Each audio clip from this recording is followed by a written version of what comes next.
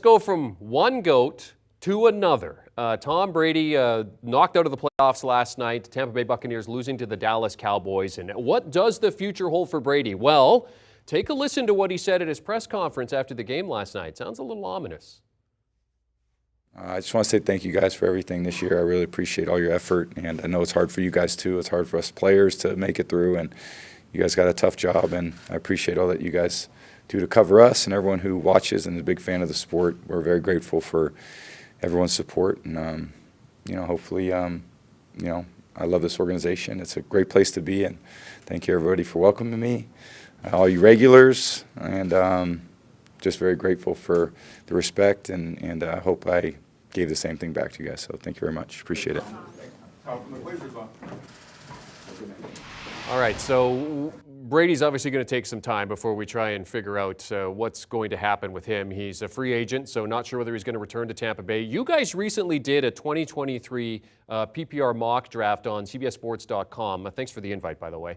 Tom Brady wasn't even drafted. So in terms of being fantasy viable, I mean, where does he sit at this point, or is it going to take some time to just see what happens? Well, let's start and say, is he playing? Because if he doesn't play, there's no point in spending a draft pick on him. There's certainly enough quarterbacks to go around where fantasy managers can wait until the later part of their draft and feel good about getting somebody that they can start. What good is it to spend even a 14th round pick on Tom Brady if he's not going to play? So that's the number one thing. And then the number two thing is, if he decides to play, where does he play?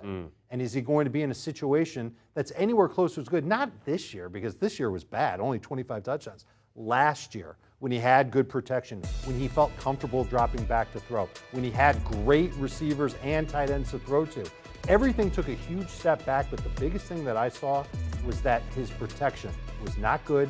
It made him nervous. We saw it all season long. He tried to get rid of the ball as quick as he could. That really crushed his numbers, and he was struggling in the red zone. That happened as recently as the game against Dallas. You have to wait and see where he will end up.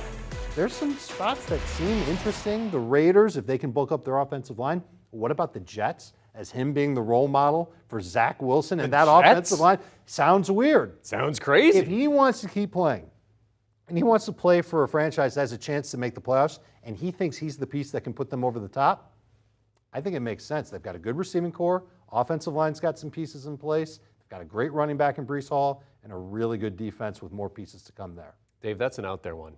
That's an out there one. I think it's going to be the Raiders. It's got to be the Raiders, I think, with all the pieces they have. But their pieces aren't as good as the Jets' pieces, in my opinion. Like, they've got Devontae Adams. Devontae Adams is a stud, no doubt. I'm crazy about Garrett Wilson. I think he's going to be great. I think the offensive line for the Jets is better now than the Raiders could be even after free agency. And the Raiders' defense, did you watch any of their games? It was brutal. Yeah. That Jets' defense is really good. It kept them alive in so many games this year with or without Zach Wilson on the field. Imagine if it's Brady. Imagine if he has time to throw. I think he could do okay in green. You're the Hall of Famer, so I got to take what you say. If he leaves Tampa, that leaves the Bucs with Blaine Gabbert and Kyle Trask. That's what's left. Yes. A friend of mine who's a Tampa Bay fan said he's happy. He said this morning, he said, look, I'm happy with Brady moving on. Let's bring in Garoppolo. Let's look at Derek Carr, maybe even Baker Mayfield. I mean, when you look at the Buccaneers without Tom Brady, what are some of the fantasy options, viable fantasy options for them? Well, I get queasy because Tom Brady, and again, I'm thinking back to Tom Brady last year.